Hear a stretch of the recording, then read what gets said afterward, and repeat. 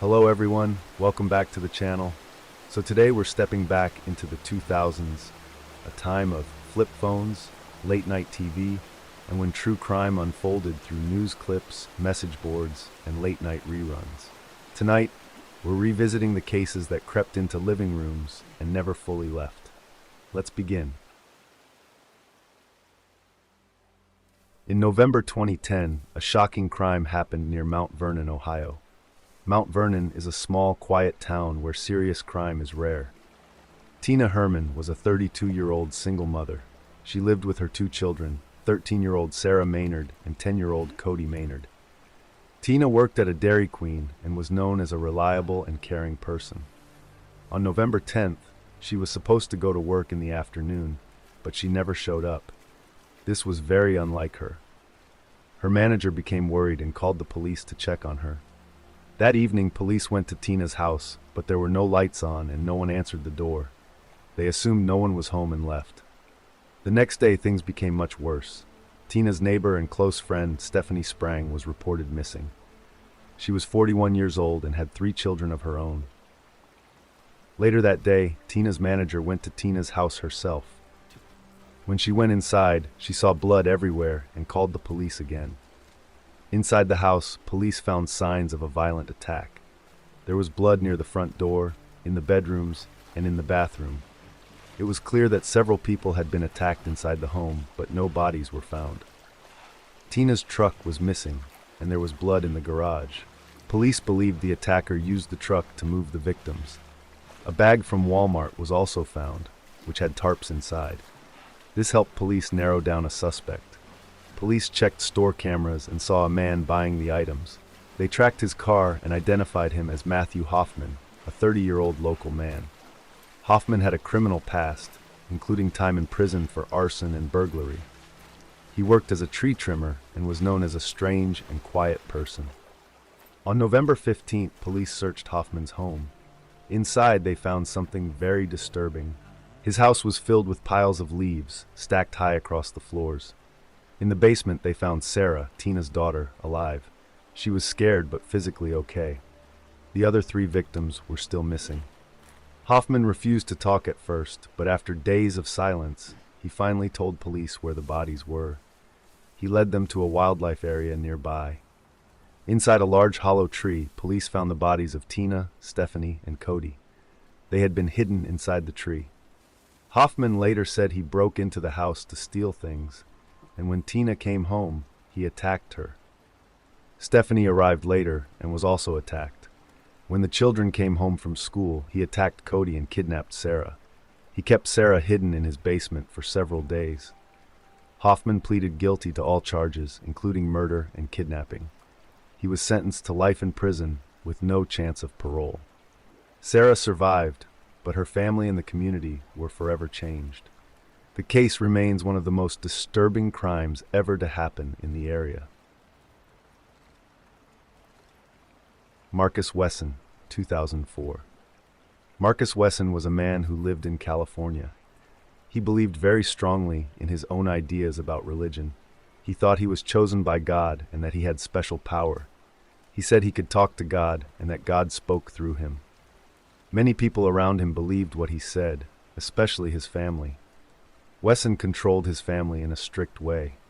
He did not allow them to talk to people outside the home very much. He decided what they wore, what they believed, and how they lived. He said that outside people were bad and could not be trusted. Over time, the family became very isolated from the world. Wesson had many children, and many of them were also his victims.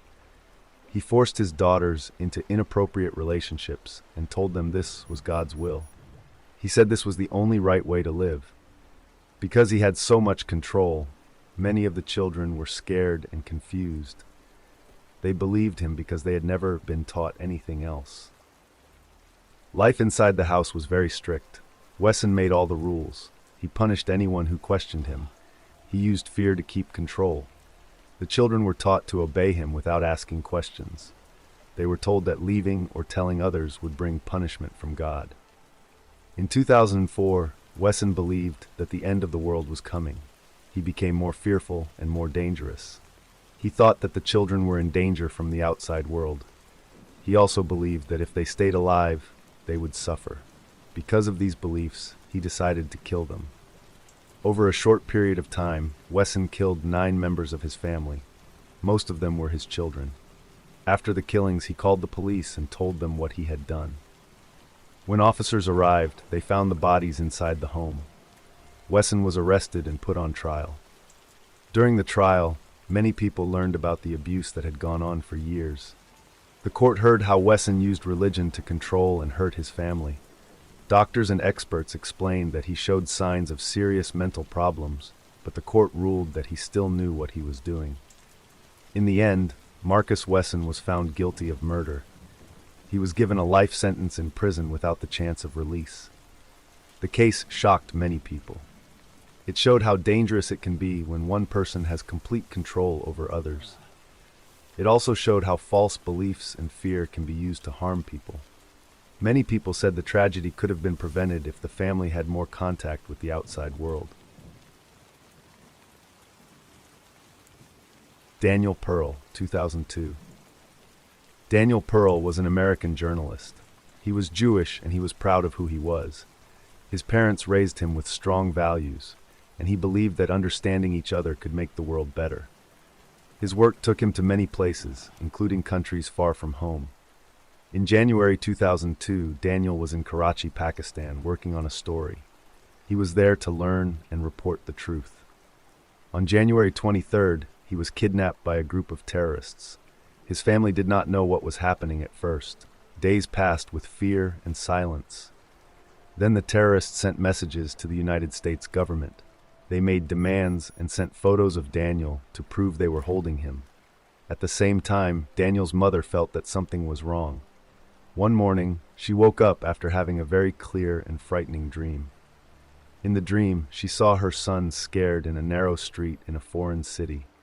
Daniel was usually calm and strong, so seeing him afraid felt shocking. His mother felt a deep sense of danger. For the first time in her life, she wrote an email to her son warning him. Sadly, Daniel never received that message. On February 21, 2002, officials came to Daniel's parents' home. They brought a doctor with them, which made the meaning clear before any words were spoken.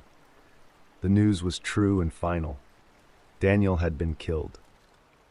Daniel's father later said that what surprised him most was that his body still worked. He could still stand, sit, and move his arms even though his heart felt broken. Life continued, even when it felt impossible. The terrorists released a video showing Daniel's final moments. In those moments, Daniel spoke clearly about who he was. After Daniel's death, his parents faced a choice. Many people told them to be angry and to seek revenge, but they chose a different path. They decided that the best way to respond was not with hate, but with good actions. They believed that fighting evil with kindness and understanding was stronger than violence. Soon after, they created the Daniel Pearl Foundation. The foundation works to bring people together across cultures and religions. It supports journalism, music, and open talks between people from different backgrounds. His parents believe that tragedy can bring a choice, to fall into sadness and hate, or to turn pain into purpose. Carr Brothers, 2000, USA. In December 2000, the city of Wichita, Kansas, was shaken by a series of terrible crimes. On December 8th, a 23-year-old man named Andrew Schreiber stopped at a convenience store. As he got into his car, a man pointed a gun at him. Andrew was told to move to the passenger seat. Another armed man joined them, and they drove away in Andrew's SUV.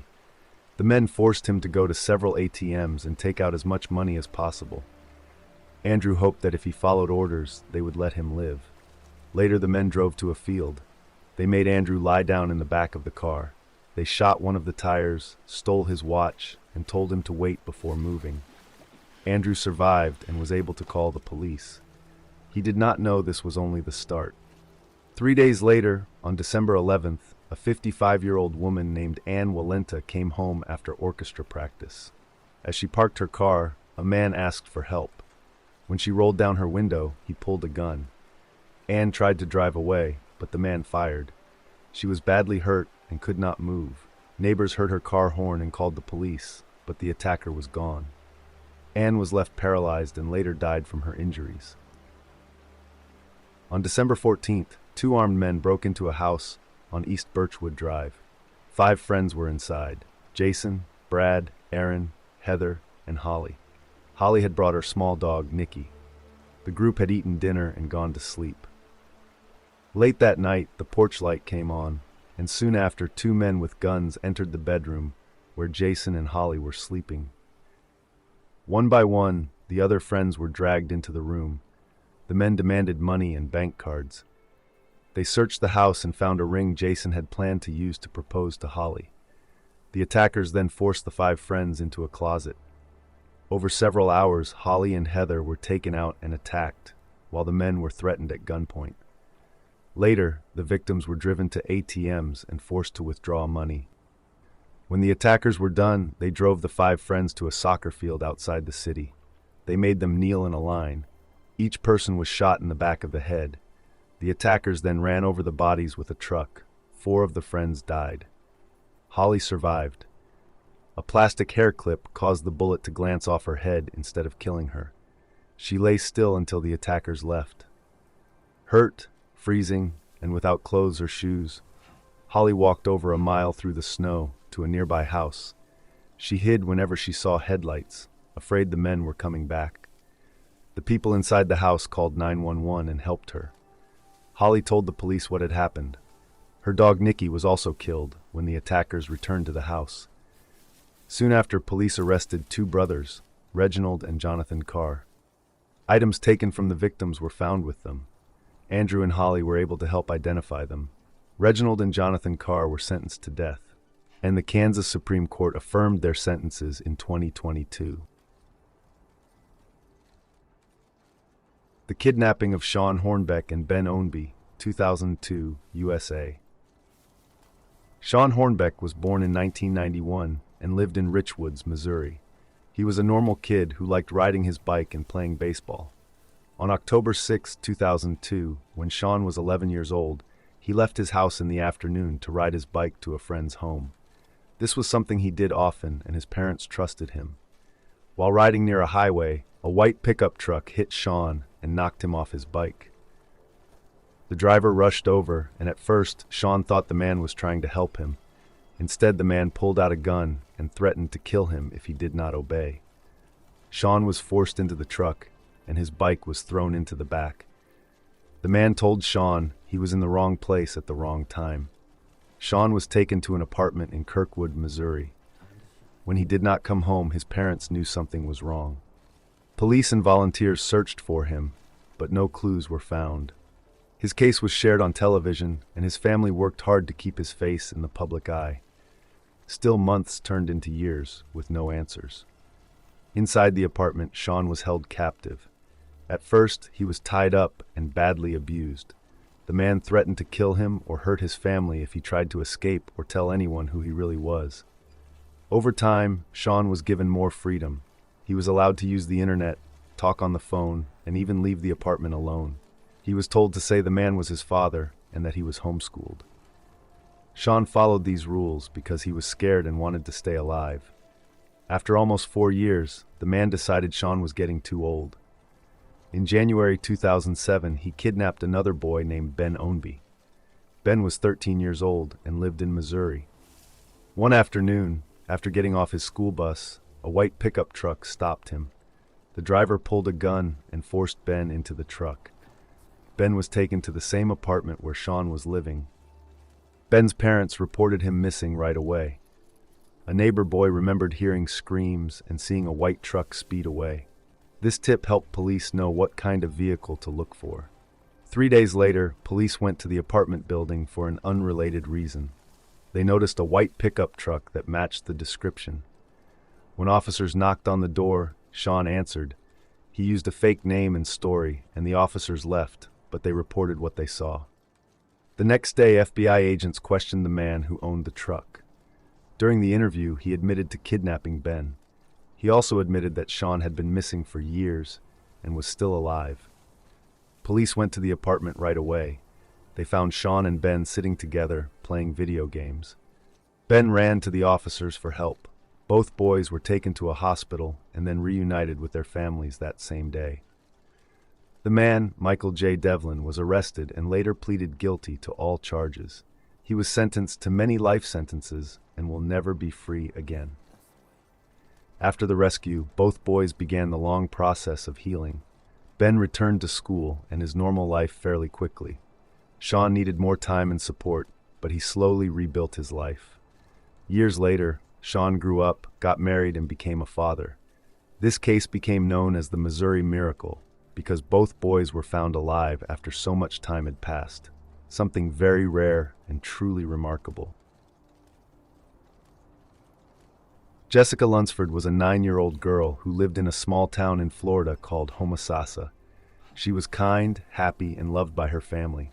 She lived with her father, Mark Lunsford, and her grandparents. Mark believed this quiet town was a safe place to raise his daughter. Jessica was very close to her father. They spent a lot of time together, and she also enjoyed being with her grandparents. She went to church every week and had many friends there. Her life was simple and joyful. On the night of February 24, 2005, everything changed. Jessica came home from church, spent some time with her family, and then went to bed around 10 p.m. Her grandmother helped her get ready for sleep. Later that night, her father left the house to visit his girlfriend, who lived nearby. Nothing seemed strange at the time. Early the next morning, Mark returned home. When he walked inside, he noticed the house alarm was going off. He went to Jessica's bedroom to wake her for school, but her bed was empty. Mark quickly woke his parents. They had last seen Jessica asleep in her bed. The family searched the house and yard, but could not find her. They called the police right away. Police arrived and searched the home carefully. There were no signs of a break-in. Nothing looked disturbed. Jessica's clothes were still in her room. The family was sure she would not have run away. She was happy and had no reason to leave. As hours passed, fear grew. The police called in the FBI to help. Search teams looked around the neighborhood, and many people from the community came to help. Everyone hoped Jessica would be found safe. Investigators first looked closely at the family. They questioned her father and grandparents. Mark had been away that night, and others confirmed where he was. Police also looked into Jessica's mother, who lived out of state, but it was clear she was not responsible. Days passed with no answers. Then police found a cut screen near the house. This showed someone may have entered quietly from outside. Search dogs followed Jessica's scent to the road, then lost it. This suggested she had been taken away in a car. Police then focused on people living nearby with a criminal past. One man stood out. His name was John Evander Cooey. He lived very close to Jessica's home and had been in trouble with the law before. Soon after Jessica went missing, he left town. Police tracked him to Georgia. After many hours of questioning, he admitted that he had been watching Jessica play in the yard a few days before her abduction. On the night of February 25th, while under the influence of illegal substances, he broke into the Lunsford home through the back door. He walked through the house to Jessica's room and told her he was taking her to see her father. He then led her across the street to his sister's house, where he assaulted her. Jessica asked if she could go home, and he promised that she could if she stepped into some bags. She complied. He tied the bags around her, placed her over his shoulder, carried her outside to a grave, put her inside it, and buried her as she attempted to stand up. The news was heartbreaking for her family and the entire community. Everyone had hoped for a different ending. John Cooey was put on trial. The jury found him guilty, and he received the strongest punishment allowed by law. He later died in prison. Drew Peterson, 2003, USA. Drew Peterson was born in 1954 in Bolingbrook, Illinois. He grew up in a strict home and later joined the Army. After leaving the Army, he became a police officer in Bolingbrook. Drew liked attention and control, and over time he married 4 times. Many people later said he was charming at first, but very controlling and violent in private. His first wife was Carol Brown. They married young and had 2 children. During the marriage, Drew cheated often, so Carol filed for divorce in 1980. She got custody of the children, and the marriage ended. Soon after, Drew dated a young woman named Kathleen Savio. Later, he married his second wife, Vicky Connolly. Their marriage became violent. Drew lost his special police job after being accused of taking bribes and drugs. After this, his behavior got worse. He threatened Vicky and once told her he could kill her and make it look like an accident. While still married to Vicky, Drew started seeing Kathleen Savio again. He told Kathleen that Vicky was a drug user and that the marriage was over. When Vicky found out about the affair, she filed for divorce. Not long after, Vicky was badly hurt when her car crashed because the brakes had been cut. She almost died. After this, Drew owned their bar alone and finished the divorce. Kathleen Savio married Drew in 1992. Kathleen wanted a safe life with a family and believed Drew could give her that. Instead, the marriage became abusive. Drew beat her many times. In 2001, Kathleen learned Drew was having an affair with a girl named Stacy. Drew filed for divorce. After the divorce, Drew married Stacy, who was very young. They lived close to Kathleen, and Drew continued to threaten and hurt her. She told her family she feared Drew would kill her and make it look like an accident. She asked police and the state for help, but no one stepped in. In March 2004, Kathleen was found dead in her bathtub. She had bruises and a cut on her head. Police ruled her death an accident, saying she slipped and hit her head. Drew was questioned, but the officers were his friends. He quickly got full custody of the children. In October 2007, Drew Peterson's fourth wife, 23-year-old Stacy Peterson, went missing. She was the mother of 2 young children. Drew claimed that she had left him for another man, but her family strongly disagreed, insisting she would never abandon her kids. Police grew suspicious, particularly after Drew appeared unusually calm and even joked with reporters. Later, Drew's stepbrother told police that Drew asked for help the day before Stacy vanished. He said Drew talked about fixing a problem. The stepbrother also said he helped Drew move a large blue barrel from the house. Police believe the barrel may have held Stacy's body. Because there was no body, Drew was not charged in Stacy's case. Instead, police reopened Kathleen Savio's death. Her body was taken out of the ground and examined again.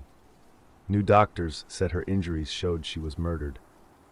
In 2009, Drew Peterson was arrested and charged with killing Kathleen Savio. At trial, people testified that Stacy had said Drew killed Kathleen. In 2012, Drew was found guilty of murder. In 2013, he was sentenced to 38 years in prison. Later, Drew was also convicted of trying to hire someone in prison to kill the lawyer who helped put him away. Stacy Peterson has never been found. Her family still searches for answers. Murder of Leanne Tiernan, 2000. Leanne Tiernan was a 16-year-old girl from Leeds, England. Born in 1984, she lived with her family, which included her mother Sharon, her father Michael, and her older sister Michelle. Leanne was known as a kind, caring, and cheerful person. She was friendly, loved being around people, and was always thoughtful, often remembering her friends' birthdays. Many people said she was especially good with young children. On Sunday, 26th of November 2000, Leanne's day began normally. In the morning, she went to church with her grandmother. After returning home, she looked through a shop catalog to choose a Christmas gift for a friend. Once she had decided, she kissed her mother goodbye and left the house to meet her friend Sarah. Leanne and Sarah spent the afternoon shopping in Leeds city center. They talked, laughed, and enjoyed spending time together. At around 4:30 p.m., they caught a bus back to their area. After getting off the bus, they walked towards a wooded path known as Holy Gill, a route Leanne had used many times before. At approximately 4:50 p.m., the girls said goodbye. Sarah went home, while Leanne continued alone through the path towards her house.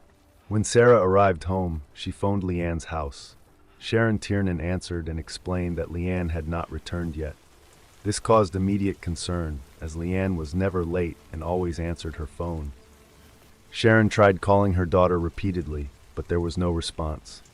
As the evening passed, the family became increasingly frightened. Later that night, the police were contacted. A large search began almost immediately. Officers searched Holly Gill, nearby streets, buildings, water areas, and local homes. Hundreds of people helped in the search, and Leanne's disappearance was reported on national news.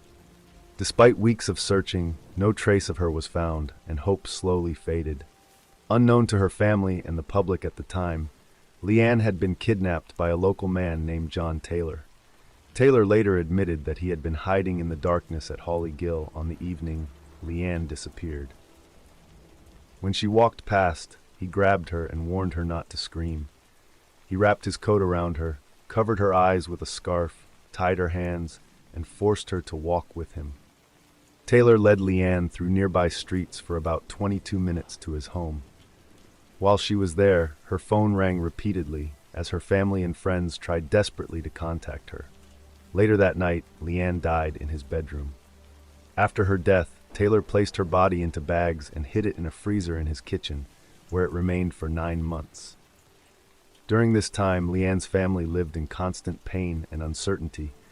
In August 2001, a man walking his dog in a wooded area called Lindley Wood noticed something suspicious and contacted the police.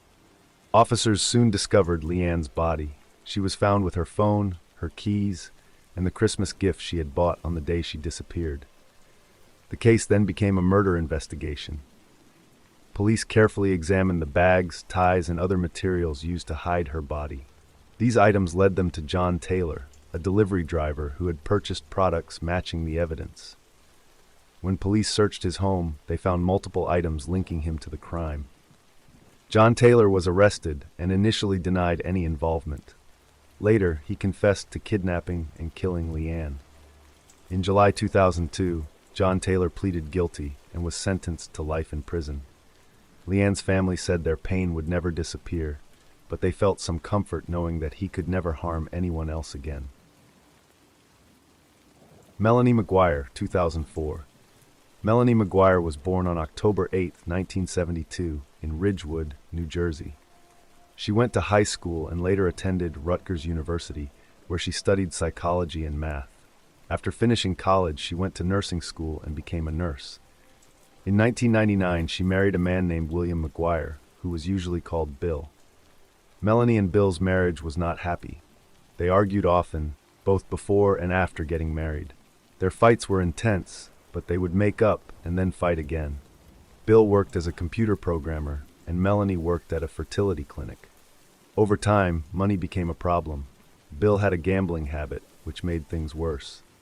In 2002, Melanie began having an affair with a doctor named Bradley Miller, who also worked at the same clinic. Even though she was married, the relationship continued in secret. By April 2004, Melanie and Bill had 2 young sons and lived in an apartment in Woodbridge, New Jersey. Around this time, Melanie bought a gun and special bullets from a gun store in Pennsylvania. She also searched the internet for things related to poisons, guns, and how to kill someone. Later that month, Melanie and Bill bought a house in Warren County, New Jersey. This was strange because they were already struggling with money, and Bill had wanted to move to Virginia instead. Bill told friends that he had bought the house, but soon after that, no one ever heard from him again. On April 29th, Melanie tried to file a restraining order against Bill, but left because the court was busy. She later claimed that Bill had hit her during a fight and then left the apartment. Melanie told people that she believed Bill went to Atlantic City to gamble. She said she went there too and moved his car to another parking lot as a prank. Security cameras later showed Bill's car in an Atlantic City parking lot, but it was unclear who had driven it. In early May 2004, a suitcase was found in the water near Virginia Beach. Inside were human legs. A few days later, another matching suitcase was found, this time with a head and torso inside. A third suitcase was later found with arms. Police were able to identify the body as Bill McGuire. After Bill was identified, Melanie became the main suspect. Police found that items used to hold Bill's body matched luggage, bags, towels, and materials from Melanie's home. Bill had been shot in the head and chest with the same type of gun and bullets that Melanie had bought days before he disappeared. Police also found drugs and a syringe in Bill's car.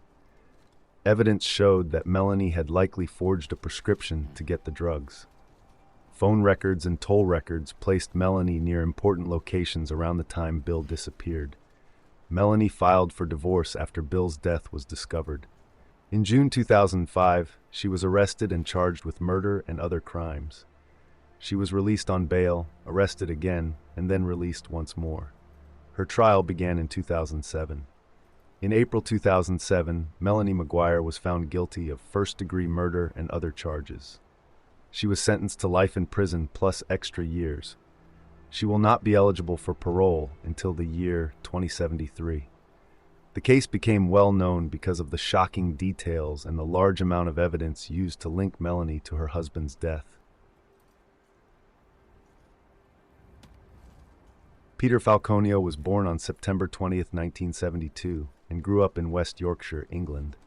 In 1996, he met a woman named Joanne Lees at a nightclub, and they became a couple. The next year, they moved in together in Brighton, where Peter went to college. In November 2000, Peter and Joanne decided to travel around the world. They visited countries like Nepal, Singapore, Malaysia, Thailand, Cambodia, and finally arrived in Sydney, Australia in mid-January 2001. On July 14, 2001, they began a road trip in Australia. Their plan was to visit 5 cities: Canberra, Melbourne, Adelaide, Darwin, and Brisbane. They were driving an orange Volkswagen Type 2 van. They stopped for fuel in a small town called Tea Tree. After smoking marijuana, they continued driving. Around 7:30 p.m., just north of a tiny town called Barrow Creek, they noticed a white Toyota Land Cruiser following them. The driver signaled for Peter to pull over. The man claimed Peter's van was sparking. Peter and the man went to the back of the van to check. Joanne moved into the driver's seat to start the engine, but then she heard a loud bang. The man, holding a silver gun, forced his way into the van. He tied Joanne's hands with cable ties and tape, tried to tie her feet, but gave up when she resisted. He hit her and dragged her toward his truck. Joanne heard sounds suggesting Peter was being moved, but never saw his body. She managed to escape and hide in the bushes, while the man searched for her with a dog and a flashlight. After several hours, he finally left. Early the next morning, Joanne flagged down a passing road train driven by Vince Millar, who took her back to Barrow Creek. Police were called and arrived around 4:20 a.m. They found a pool of blood, Joanne's footprints, the van in a creek, and a dead dog nearby. DNA evidence was collected from Joanne's t-shirt, the cable ties, and the van's gear shifter. Police initially had doubts because of small inconsistencies in Joanne's story and her calm behavior after the attack. Surveillance video from a gas station showed a man matching a known criminal, Bradley John Murdoch, near the area. Murdoch owned a white Toyota Land Cruiser and had a history with firearms. He initially gave an alibi, but later fled. In August 2002, he was arrested for other crimes. Soon after, Northern Territory police arrested him for Peter's murder and Joanne's attack. On December 13, 2005, Murdoch was found guilty of Peter Falconio's murder and other crimes related to the attack on Joanne. He was sentenced to life in prison with the possibility of parole after 28 years. Some people question whether Murdoch was really guilty. Peter's body was never found, and Joanne did not actually see him die. Joanne's calm behavior and her dislike of the media also raised suspicions. Despite these doubts, the evidence against Murdoch was strong. Joanne identified him, DNA linked him to the crime, and items in his home connected him to her. Murdoch himself admitted being at the gas station captured on video, contradicting his earlier alibi. It seems Murdoch was a career criminal who saw an opportunity in the young couple traveling alone in a remote area. His plan was likely to kill Peter and kidnap Joanne, but when she escaped, he was caught. Scott Kimball, 1998 to 2004. Scott Lee Kimball, also known as Hannibal, was born in 1966 in Boulder, Colorado. Not much is known about his childhood, but one thing was clear: he loved money. Over the years, he built a long criminal history, mostly involving theft, fraud, and check scams, and spent time in prison in several states. In February 2003, Scott met Lori McLeod at a small Colorado casino. Lori was divorced and lived with her 19-year-old daughter, Casey. Scott told Lori he was an FBI agent, though this wasn't true. He charmed Lori and treated her and Casey well at first. He moved in with them just outside Denver. Casey had a troubled past with drugs, but she was clean when Scott arrived. One summer, Scott found a drug pipe in her room and told Lori. Lori confronted Casey, who denied it was hers. Lori threatened to call the police, so Casey left and never returned. Scott told Lori he would help track Casey down, claiming his FBI connections could help. A few years later, he arranged a meeting for Casey and her boyfriend at a motel, but shortly after that, Casey disappeared completely. Scott and Lori eventually married in Las Vegas, but Casey's disappearance haunted Lori. They moved to a farm outside Denver to start a beef business called Rocky Mountain Natural Beef. Around this time, Scott's uncle, Terry, came to stay, but after less than a month, he vanished. Scott claimed Terry had won the lottery and run away, though this was later proven false. In 2006, a nearby bank reported that about $80,000 in fake checks had been cashed from the farm business. Police traced the fraud to Scott. Lori mentioned Casey's disappearance, and police began to investigate Scott more seriously. They learned Scott was not an FBI agent, only an informant who had helped the FBI with past cases. He had even been involved in a murder-for-hire plot against a woman named Jennifer Markham, who had disappeared near Denver before Casey went missing. Scott had a long history of deceiving law enforcement. He had served time for theft, fraud, and forgery, and had previously snitched for the FBI to reduce his sentences. He had also been involved in helping the FBI with other serious cases, which made the agency trust him despite his criminal past. Investigators discovered that Scott was linked to multiple missing people. Evidence from his farm and computer suggested he had harmed women and possibly his uncle. A skeleton found near a forest was later identified as Casey McLeod. Scott eventually made a plea deal, admitting to 2 counts of second-degree murder. He gave information that led to the discovery of some missing people, though others, like Jennifer Markham, were never found. Scott was sentenced to 70 years in prison. Even in prison, Scott continued his schemes. In 2017, he attempted to escape using a helicopter but failed. Authorities believe he may have been connected to more than 20 unsolved cases. He was skilled at manipulation and earned the trust of those around him, which he used to hide his crimes for years. Scott Kimball's life shows how someone can hide behind charm and lies while committing serious crimes. The Murder of Dan Markel, 2010, USA. Dan Markel was a well-known law professor in Tallahassee, Florida. He had a successful career, 2 young sons, and seemed to have a happy life. Born in Toronto, Canada in 1972, Dan studied at some of the world's best universities, including Cambridge, the University of Jerusalem, and Harvard, where he earned his law degree. He worked briefly at a law firm, but later joined Florida State University to teach law, which he loved. Dan met Wendy Adeline on a dating site for Jewish singles. Wendy was studying law too, and they quickly fell in love. They married in 2006 and had 2 sons, one in 2009 and the other in 2010. At first, life seemed perfect, but by 2012 the marriage had fallen apart and the couple divorced in 2013. Wendy took many things from their home and even changed the children's names to remove any connection to Dan. Dan described the separation as like a Pearl Harbor attack, showing just how hostile it had become. On July 18, 2014, Dan went to pick up his children and run errands. When he returned home, someone was waiting in his driveway. Before he could react, a bullet shot through his car window, hitting him in the face. A neighbor saw the shooting and called 911, but the ambulance arrived 19 minutes later.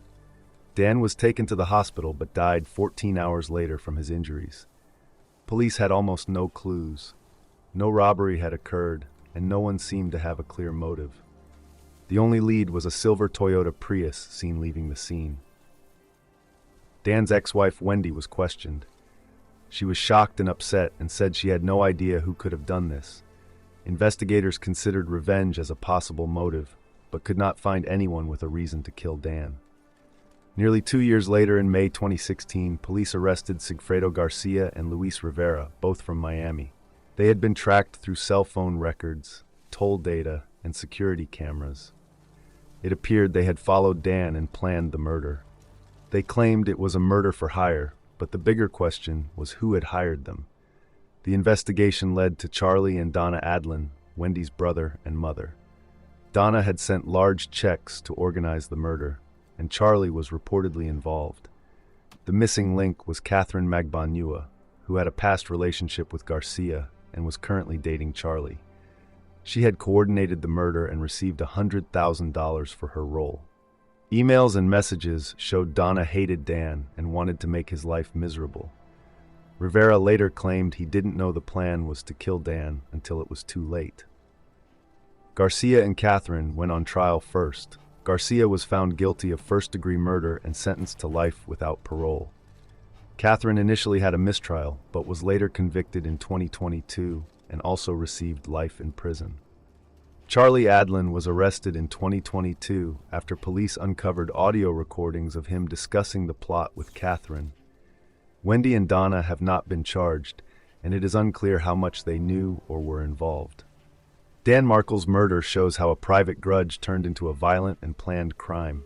Tragically, at 41, his life was cut short by people he had never met, all part of a carefully planned murder.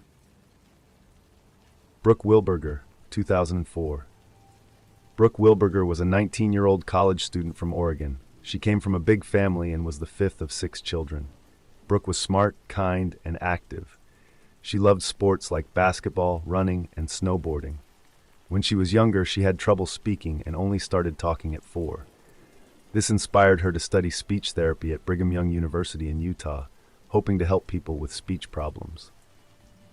In the summer of 2004, after finishing her first year of college, Brooke went home and got a summer job at Oak Park Apartments in Corvallis, where her sister Stephanie lived and worked. Brooke stayed with Stephanie for a few days at a time to do her shifts. On the morning of May 24th, Brooke was seen filling a bucket of water to clean some outside lights. But by early afternoon, she had not returned, and her sister began to worry. Stephanie found Brooke's cleaning supplies and flip-flops left behind, the shoes ripped and muddy, as if Brooke had been dragged. Her phone, wallet, and bag were still in her locked car. Residents said they had heard a scream that morning, but no one saw anything. Brooke's boyfriend Justin was far away on a mission in Venezuela and had nothing to do with it. The police immediately began searching and asking around. One early suspect, Sunku Kim, a man who had stolen women's underwear, was quickly ruled out. Weeks passed, and no one knew where Brooke was. Investigators followed leads about a dark green minivan seen near the university the day she disappeared, but nothing concrete came from that. Months went by, and the search began to slow down. In November 2004, over 1,400 miles away in New Mexico, a Russian exchange student escaped a terrifying attack by Joel Patrick Courtney. She told police a man had grabbed her, tied her up, and tried to assault her. He drove a very distinctive red car. Joel was arrested and had a history of similar crimes, drugs, and violence. He had lived in many states and had previously assaulted women and girls, including family members. Police soon connected Joel to Brooke's case. He had been in Oregon near the time she disappeared, and evidence linked him to the green minivan seen by witnesses. Months of investigation and testing of his van revealed Brooke's DNA and hair. Joel had assaulted her and then killed her. In 2007, the court ruled Joel was mentally competent to stand trial. He had already been sentenced to 18 years in New Mexico for kidnapping and assaulting the exchange student. Over 5 years after Brooke's disappearance, Joel agreed to plead guilty in exchange for a lighter sentence and to reveal where Brooke's body was. Her remains were found in the woods west of Corvallis, hidden under a fallen tree. She was identified using dental records and a silver watch her mother had given her. Joel admitted he had abducted Brooke at knife point, assaulted her, kept her overnight, and then killed her when she fought back. He was sentenced to life in prison without parole. He never apologized, and authorities believe he may have harmed other women as well. Brooke's family showed strength and gratitude for the community and police who helped search for her. They continue to honor her memory by trying to live as she would have, with love and kindness. Suzane von Richthofen, 2002. Suzane von Richthofen was born in 1983 in São Paulo, Brazil, into a very wealthy family. Her father, Manfred, was a successful engineer, and her mother, Mauricia, was a psychiatrist. Suzane had a younger brother, Andreas. The family lived in a large mansion with a pool, library, and many luxuries. Suzane grew up with every comfort, went to private schools, and learned 3 languages. She later studied law at a university, and her parents planned to leave her millions in inheritance. On the surface, she seemed like a normal, shy, and well-educated girl. But Suzane's life took a dark turn because of her relationship with Daniel Cravinhos, a young man from a poor family. They met through her brother Andreas, who was learning model airplanes from Daniel. Suzane and Daniel quickly became close, but her parents disapproved of him because he smoked a lot, dropped out of school, and had no real plans for the future. Despite this, Suzane secretly continued to see him, and Andreas even helped cover up their meetings. In the summer of 2002, Suzane's parents went on a month-long trip to Europe, leaving her and Andreas at home. Instead of showing responsibility, Suzane invited Daniel to stay at the house. They drank, used drugs, and enjoyed their freedom while her parents were away. When her parents returned, arguments broke out over her relationship with Daniel. Suzane even asked her father to buy her an apartment for her and Daniel, but he refused. Though she appeared to accept this, she secretly began planning something terrible. On the night of October 31st, 2002, Suzane, Daniel, and Daniel's older brother, Christian, carried out a horrifying plan. While her parents were asleep, Suzane let the brothers into the house. They attacked Manfred and Mauricia with crowbars, towels, and plastic bags, killing them brutally. Afterward, they tried to make the scene look like a robbery by scattering papers and taking some money. Suzane and Daniel then created alibis, including staying at a motel and pretending they were elsewhere. In the early morning, Suzane even picked up Andreas from a LAN party, acting shocked when she discovered the murders. At first, the police were suspicious because Suzane's story did not match Andreas's, and the crime scene had unusual details. Rumors spread that she had thrown a pool party just days after the murders. An anonymous tip and some unusual purchases led authorities to question Daniel's brother, Christian, who admitted to helping kill the parents at Suzane and Daniel's request. Eventually, Suzane and Daniel were arrested as well. During the trial, Suzane blamed Daniel, claiming he forced her to do it, while Daniel said the murders were done for money. Evidence showed she had been deeply involved, and prosecutors called her the mastermind. In 2006, Suzane and Daniel were sentenced to 40 years in prison, and Christian got 38 years. Over the years, Suzane tried to reduce her sentence, but her requests were denied. Tragically, Andreas never recovered from losing his parents. In 2017, he was found wandering the streets, confused and scared. Meanwhile, the old family home fell into disrepair and was eventually sold. One shocking part of this case is that after serving her sentence, Suzane is likely to inherit her family's fortune, meaning she could leave prison a multimillionaire. Murder of Bridget Townsend, 2001. Bridget Townsend was an 18-year-old girl living in South Texas with her family. She was the youngest of 3 children. On January 14, 2001, she was at her boyfriend Joe's house. Joe was involved in selling drugs. That night, Bridget disappeared without a trace. Joe last saw her around 7 p.m., and when he returned home around midnight, her car and wallet were still there, but she was gone. Some money was also missing from his house. Joe called friends and family to find her, but nobody had seen her. Eventually, he called the police to report her missing. For 2 years, police had no leads on what had happened to Bridget. Then in 2003, a man named Ramiro Gonzalez, who was 20 years old, came forward while serving time in jail for an unrelated crime. Gonzalez had been convicted of kidnapping and assaulting a woman and was serving 2 life sentences. While waiting to be transferred to prison, he asked to speak with the sheriff and confessed that he had killed Bridget Townsend. At first, the sheriff did not believe him, but Gonzalez offered to show them where her body was.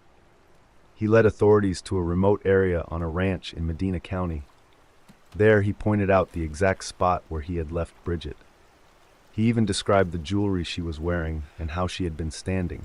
The police found her remains and some of her jewelry, confirming Gonzalez's story. Gonzalez then explained how the crime happened. On the day Bridget disappeared, he had gone to Joe's house looking for drugs. Bridget answered the door because Joe was not home. Gonzalez said he forced his way inside, looking for drugs and money. He found some cash but no drugs. When he saw Bridget trying to call her boyfriend, he pushed her down and tied her up. He put her in his truck and drove to his grandfather's ranch in Medina County. On the way, he stopped to get a rifle from his grandfather's house. Once at the ranch, Gonzalez assaulted Bridget and then shot her with the rifle.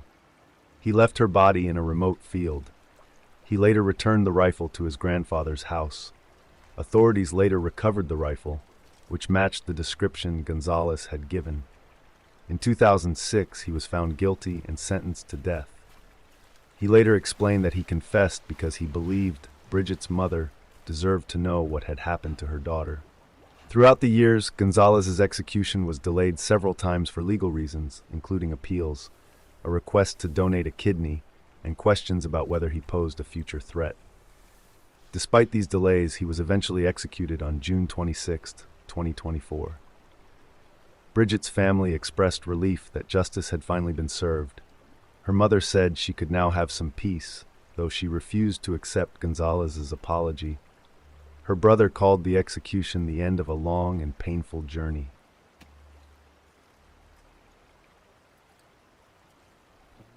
John Edward Robinson, 1984 to 2000. John Edward Robinson was a criminal who spent most of his life lying to people and stealing from them. He was born in 1943 in Cicero, Illinois, and even as a young man, he faked certificates and lied about his education to get jobs he was not qualified for. Over the years, he stole money, scammed investors, and ran fake companies. He was caught several times, but he often avoided serious jail time and continued to trick people.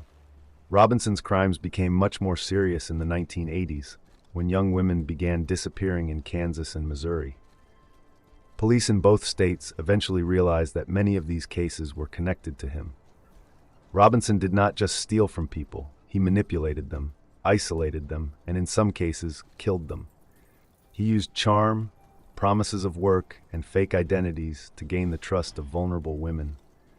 Later, he even used the internet to find victims, pretending to be a wealthy businessman or someone who could give them a better life. One of his first known victims was Lisa Stassi, a young mother from Alabama. Lisa had a difficult life. She lost her father and brother and moved to Kansas City at age 17 to start over. She married a man named Carl and had a daughter named Tiffany in 1984. But the marriage became abusive, so Lisa moved into a women's shelter to escape. While there, she met John Robinson, who promised her help with school, work, and caring for her child. In January 1985, she left with him. A few days later, she called her family in panic, saying she had signed blank papers that were taken from her, and then the phone went dead. That was the last time anyone heard from her. Robinson paid for her hotel room using a business credit card under his name, and soon after, letters appeared that looked like Lisa had written them. The letters said she was starting a new life, but her family knew she was in danger. Robinson later took Lisa's baby, Tiffany, and arranged for her adoption by his brother and sister-in-law through illegal means. He collected money from the adoption, but never told the family that it had been a crime. Tiffany, who later took the name Heather, survived and was eventually reunited with the family that raised her. Over the years, Robinson targeted other women in the same way. He offered jobs, opportunities, or guidance, then isolated them from friends and family. Paula Godfrey and Catherine Clampett were among the women who disappeared after meeting him. He often sent letters to their families pretending that the women were safe and happy, even though this was false. In the 1990s, he began using the internet to contact women, sometimes drawing them into BDSM relationships that could turn violent. His last known victim was Suzette Truton. Robinson contacted her online, pretending to be a wealthy businessman, and offering a high-paying nursing job. He convinced her to move to Kansas City with her dogs. Soon after, the dogs were found alone, and Suzette was gone. Her family received letters saying she was on a sailing trip and happy, but her mother knew this was not true. In 2000, police finally arrested Robinson after a woman reported he had assaulted her. Investigators searched his farm and storage units, discovering evidence of his crimes. On his farm, they found barrels containing the bodies of Suzette Troughton, Isabella Lewicka, Beverly Bonner, Sheila Faith, and Sheila's disabled daughter, Debbie. All had been killed by blunt force to the head, suggesting they were attacked while asleep. Robinson was charged with multiple murders. In Kansas, he was convicted of killing Lisa Stassi, Suzette Troughton, and Isabella Lewicka, receiving life in prison for Lisa's murder and the death penalty for Suzette and Isabella. In Missouri, he admitted to killing Paula Godfrey and Catherine Clampett and was sentenced to 5 life terms without parole. Casey Anthony, 2008. Casey Anthony was a young woman living in Florida with her parents, Cindy and George Anthony, and her 2-year-old daughter, Kaylee. They all lived in the same house. Kaylee was very close to her grandparents, especially her grandmother Cindy, who saw her almost every day. One day in the summer of 2008, Cindy noticed something strange. She had not seen Kaylee for a while. At first she thought nothing of it, but as days passed, she began to worry. Cindy asked Casey where Kaylee was. Casey told her not to worry and said Kaylee was staying with a babysitter. Cindy trusted her daughter and believed the story. Weeks went by and Kaylee still did not come home. During this time, Casey was seen going out with friends, going to parties, and living her life as normal. She did not seem upset or scared. Cindy grew more concerned and asked again where her granddaughter was. Casey gave the same answer. After more than a month had passed, Cindy could no longer ignore her fear. She called the police and told them her granddaughter had been missing for over 30 days. She also told them something else that worried her. Casey's car smelled very bad, like something had died inside it. The police began to question Casey right away. They asked her where Kaylee was. Casey told them the same story she told her mother. She said a babysitter had taken Kaylee and never brought her back. She even gave the police a name and an address for this babysitter. The police went with Casey to the address she gave them. When they arrived, they found out no one lived there. The babysitter Casey described did not exist. Casey then told police she worked at Universal Studios and had told her co-workers about Kaylee. When police asked her to take them there, Casey agreed. At Universal Studios, Casey walked in and waved at people like she belonged there. When police asked her to take them there, Casey agreed. At Universal Studios, Casey walked in and waved at people like she belonged there. But soon the truth came out. Casey had not worked there in years. Everything she told the police had been a lie. Months later, a man who worked near the Anthony home noticed something strange in a wooded area close by. He called police and said he thought he saw bones. At first, police did not take it seriously. They looked around quickly and left. Later that year, police returned to the same area and found the remains of a small child. The bones were later confirmed to be Kaylee's. She had been there the whole time, not far from her home. Many people could not understand how a child could go missing for so long without her mother reporting it. They were even more confused by Casey's behavior during that time. While Kaylee was missing, Casey went out with friends, partied, got a tattoo, and seemed calm. Many people felt this was not how a caring parent would act. When the case went to trial years later, the story became even more disturbing. The people trying to prove Casey was guilty said she planned Kaylee's death and used chemicals to make her pass out before killing her. They pointed to the bad smell in the car, hair found inside it, and searches on the family computer. The defense told a very different story. They said Kaylee drowned by accident in the family pool. They claimed Casey's father found her and tried to cover it up to protect Casey. They also said Casey was used to hiding her feelings because of her past, which is why she acted calm and went out during that time.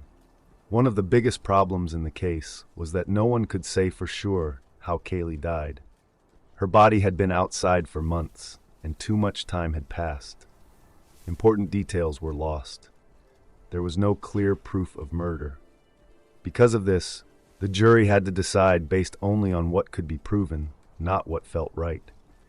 Even though many people believed Casey was responsible, the proof was not strong enough. In the end, Casey Anthony was found not guilty of killing her daughter. She was found guilty of lying to police, but she had already spent time in jail, so she was released soon after.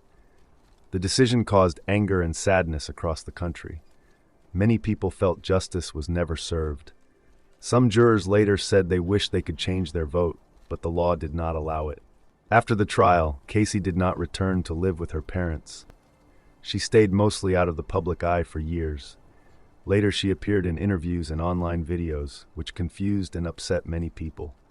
Today, the case is still talked about. Many questions were never answered. What really happened to Kaylee may never be fully known. What remains is the memory of a little girl whose life ended too soon, and a case that left a nation divided and heartbroken.